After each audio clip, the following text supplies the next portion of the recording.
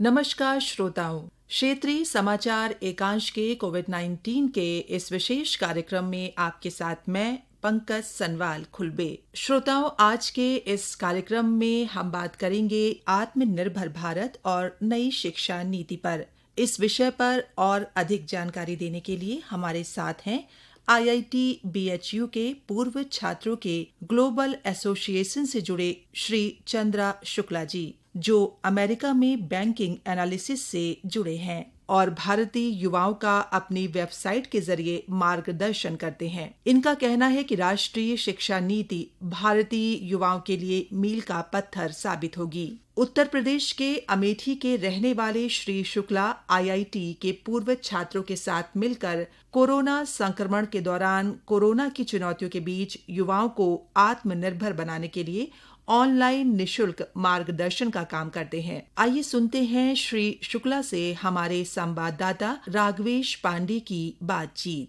शुक्ला जी, ये जो हिंदुस्तान में नई शिक्षा नीति आई है, इसको किस तरह देखते, कितना ये रोजगार परक होगी युवाओं के लिए? मैं ये बताना चाहूंगा कि नई शिक्षा नीति वास्तव में बहुत ही अच्छा परिवर्तन लाएगी जी। एक तो मैं दो जो मुख्य बिंदु हैं उसको हाईलाइट करना चाहूंगा जी। एक तो भारत की नई शिक्षा नीति में प्रैक्टिकल एजुकेशन को काफी वेटेज दिया गया है जी। और एप्लीकेशन बेस्ड लर्निंग पे जोर दिया गया है जी। इस तरीके से क्लासरूम में पढ़ाई जो भी होगी उसका रियल लाइफ में यूज कर सकेंगे जी। एक तो ये है। अभी तक क्या होता था, क्लासरूम और रियल लाइफ दोनों एक इंडिपेंडेंट एंटिटी होते थे जी। और दूसरा जो मेन बिंदु हम हाईलाइट करना चाहेंगे वो ये है कि कोर्स सिलेक्शन में बहुत ही फ्लेक्सिबिलिटी है जी।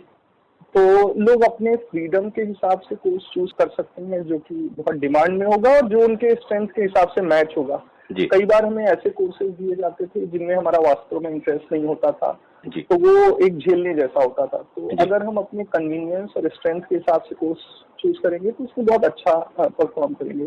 तो इन दोनों मेन पॉइंट्स के वजह से एजुकेशन बहुत यूजफुल होगी और उसको रियल लाइफ में यूज करेंगे और जिससे रोजगार भी मिलेगा और काफी चांसेस है कि रोजगार क्रिएट भी करने लायक बने। तो ये आत्मनिर्भर भारत की दिशा में एक सशक्त कदम कहा जा सकता है। राइट। शुक्ला जी, ये जो कोरोना का संकट पैदा हुआ है पूरी दुनिया में, तो उससे हिंदुस्तान के युवाओं को किस ढंग की चुनौतियां हैं, कैसे मुकाबला करे, खासकर यूथ जो इंडियन यूथ है? इंडियन यूथ कोरोना से संक्रमण से इस तरीके से शिक्षा ले सकते हैं कि दुनिया बहुत तेजी से चेंज हो रही है जी। मतलब वर्ल्ड बहुत डायनामिक है तो हमें एडॉप्टेबिलिटी जैसी स्किल्स बहुत तेजी से डेवलप करनी होगी जी। मतलब हमें नई नई चुनौतियों के हिसाब से अपने आप को परिवर्तित करना होगा। फॉर एग्जाम्पल अभी सारा चीज ऑफलाइन की बजाय ऑनलाइन हो गया है जी। तो तेजी से लोगों को ऑनलाइन टेस्टिंग सिस्टम की प्रैक्टिस करनी होगी और तेजी से अपने आपको कंप्यूटर स्क्रीन के लिए एडॉप्टेबल बनाना होगा। तो इस तरीके से हमें हर चीज के लिए ये रियल लाइफ में आगे और डायनामिक होता जाएगा दुनिया तो हमें हमेशा अपने आप को चेंज करने के लिए रेडी होना चाहिए जी। और ये जो रोजगार को लेके कितना फ्रूटफुल होगा, जैसे बच्चे बीटेक फाइनल ईयर में या जो प्रोफेशनल कोर्स कर रहे हैं फाइनल ईयर में हैं, उनके लिए रोजगार के लिए कितना चुनौतीपूर्ण होगा और कैसे वो अपने को मैनेज करें? इसके लिए उनको बेसिकली देखना होगा कि कौन से एरियाज बहुत हाई डिमांड में है और कौन से एरियाज लो डिमांड में है जी। तो उनको देखना होगा कि उनकी जो प्रेजेंट स्किल सेट है वो हाई डिमांड एरियाज से कितना मैच करती है और उसी डायरेक्शन में उनको प्रयास करना होगा क्योंकि जिन सेक्टर्स में डिमांड ही नहीं है और जॉब जा रही है उस डायरेक्शन में प्रयास करने का कोई मतलब नहीं है तो उनको देखना होगा कि उनका कितना उससे मैच करता है और उसी डायरेक्शन में थोड़ा बहुत करके स्किल सेट बिल्ड करनी होगी। ये जो कोरोना संकट है इसमें जो बहुराष्ट्रीय कंपनियां बहुत तेजी से हिंदुस्तान को देख रही हैं या जो कहा जाए कि हिंदुस्तान में वो निवेश की संभावनाएं तलाश रही हैं, उस पर क्या कहेंगे आप? हिंदुस्तान की मोस्ट ऑफ द पॉपुलेशन बहुत यंग है और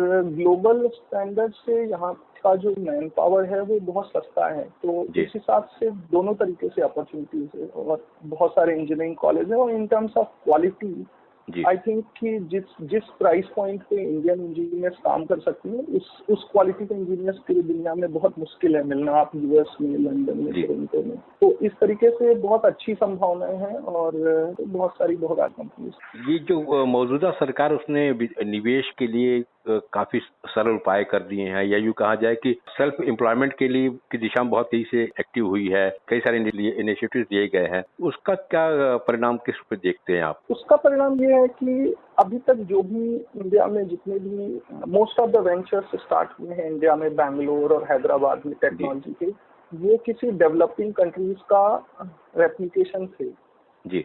हमारे यहाँ ऐसा इकोसिस्टम नहीं था कि हम हमारे नए टाइप के वेंचर्स स्टार्ट करते हैं, लेकिन अभी क्या है कि हमारे यहाँ पे इंटेलेक्चुअल कैपिटा है और हमारे यहाँ पे इकोसिस्टम भी है, तो अभी आने और हमारी गवर्नमेंट सपोर्टिव भी है, तो आने वाले दिनों में ऐसी संभावना है कि हम लोग नए तरीके की प्रॉब्लम सॉल्व करें, नए टाइप से वेंचर्स स्टार्ट करें और वो वेंचर्स बाकी पार्ट ऑफ द ग्लोब जो कि डेवलप्ड कंट्रीज है वहाँ पे रखें, तो ये रिवर्स होने के चांसेस हैं। आप भारतीय युवा उनको क्या कहना चाहेंगे, कैसे वो चुनौती मुकाबला कैसे आगे बढ़े, क्या कहना चाहेंगे? आपका लंबा अनुभव है। हमारे हिसाब से चुनौतियों के हिसाब से हमेशा चेंज के लिए तैयार होना चाहिए जी। और जैसे अभी एक छोटा सा एग्जाम्पल देंगे, सारा एग्जाम ऑनलाइन हो गया है अभी, पहले paper and pen based exam होता था जी। तो based on my experience I can say कि जो एग्जाम में स्कोर होता है वो दो चीजों पे, वैसे तो बहुत सारी चीजों पे डिपेंड करता है, लेकिन दो चीजें ऐसी, एक तो आपकी नॉलेज पे डिपेंड करता है, दूसरी कि आप एग्जाम सिमुलेटिंग एनवायरनमेंट में कितने अच्छे से नॉलेज को कन्वर्ट कर पाते हैं।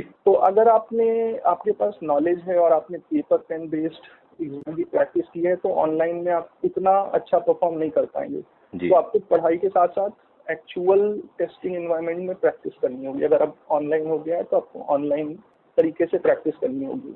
तो ऐसे ही हर चीज के लिए आपको हर कंपोनेंट की बराबर प्रैक्टिस करनी होगी। जैसे ही वर्ड चेंज होता है, आप किसी भी चीज को मान नहीं सकते कि ये तो हमसे हो ही जाएगा, आपको उसको एक्चुअल में करके प्रैक्टिस करनी होगी जी। और अंत में मैं एक जानना चाहूंगा कि जो आप तो विदेश में, अमेरिका में है, विकसित देश है, तो भारतीय युवा कोरोना को लेकर क्या प्रिकॉशंस लेना चाहिए, कैसे अपने बचाव करे, कोरोना से इफेक्टेड ना हो वो लोग, क्या क्या उपाय करने चाहिए यहाँ के युवाओं? जो भी WHO की गाइडलाइंस है, जिसमें सोशल डिस्टेंसिंग है और बाकी सैनिटाइजेशन वगैरह है, वो सब फॉलो करना चाहिए और इसको बहुत हल्के में नहीं लेना चाहिए कि हम तो यंग हैं, ये तो डेवलप्ड कंट्रीज की बीमारी है, ऐसे नहीं लेना चाहिए। कम से कम लोगों के संपर्क में आए और ज्यादा से ज्यादा प्रिकॉशंस लें, तो यही है। और बाकी सब स्टैंडर्ड गाइडलाइंस जो भी WHO की हैं वही फॉलो करना चाहिए। और सबसे बड़ी बात तो ये है कि खाली समय में नई नई चीजें सीखने के लिए यूज कर सकते हैं खाली समय जी।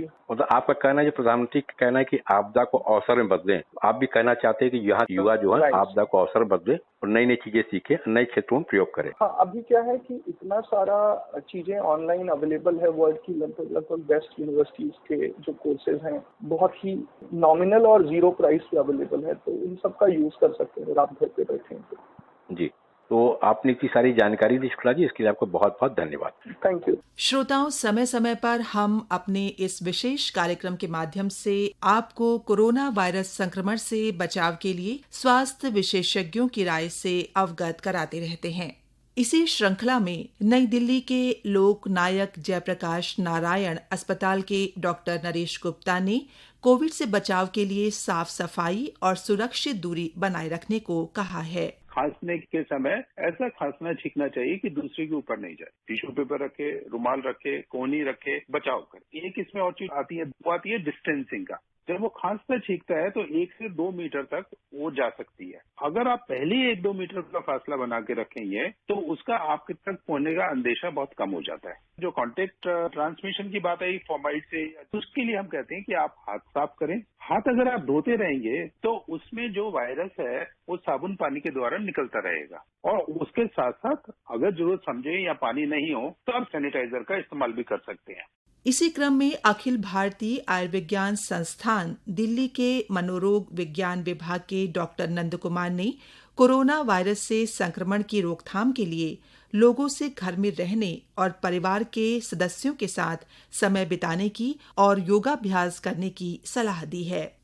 इमोशनल इम्यूनिटी को बढ़ाने के लिए या रिजिलियंस पैदा करने के लिए 2-3 चीजें बहुत जरूरी है। जैसे फिजिकल इम्यूनिटी के लिए आयुष का क्वाथा पीते हैं, हल्दी, दूध। इमोशनल इम्यूनिटी के लिए पहला ये कि लोगों से बात करें, सोशल कनेक्टेडनेस को बनाए रखें। दूसरा, अगर हो सके तो तो प्राणायाम करें, सांस की एक्सरसाइज करें, हम लोग जो बोलते हैं ब्रीथिंग एक्सरसाइज, वो करें। इससे भी इम्यूनिटी बढ़ती है, इससे मन स्थिर होता है। तीसरा, जितना भी आप फिजिकल एक्टिविटी बढ़ाएंगे अपने घर के अंदर, जैसे घर के अंदर बहुत सारे काम होते हैं, लोग मास्क पहन के थोड़ा बाहर भी घूमने जाते हैं, थोड़ा सा वॉक कर लें, बाहर निकल लें, एक फिजिकल डिस्टेंस को मेंटेन करते हुए लोगों से बात कर लें। इन सारी चीजों से इमोशनल इम्यूनिटी बढ़ती है।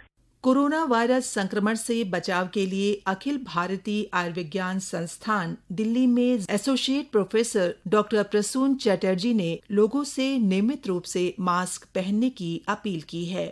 मैं हाथ जोड़ के अपील करूंगा कि मास्क को आप प्रॉपर तरीके से पहनिए, सेंटर में मास्क में हाथ ना लगे। आप देखेंगे मास्क पहने भी है तो नाक की जगह पे बार बार हाथ लगा रहे, उससे मास्क को कंटेमिनेट कर रहे हो। हम मास्क को हाथ से लेके नीचे कर देते हैं, हम मास्क को खोल के टेबल में रख देते हैं। मास्क आपको प्रोटेक्ट कर रहा है, तो मास्क को आप एक ही बार पहनिए, एक ही बार खोलिए। घर जाके मास्क को खोल के, अगर वॉशेबल मास्क है उसको आप तुरंत डालिए एक वॉश करने के लिए, और अगर ये वॉशेबल नहीं है, यूज एंड थ्रो है, तो उसको तुरंत आप घर जाके बिन में डालिए। जी हां श्रोताओं, सरकार द्वारा बताए गए सभी एहतियातों का पालन कर हम कोरोना वायरस संक्रमण से अपना बचाव कर सकते हैं। श्रोताओं, इसी के साथ आज के कार्यक्रम में इतना ही। नमस्कार।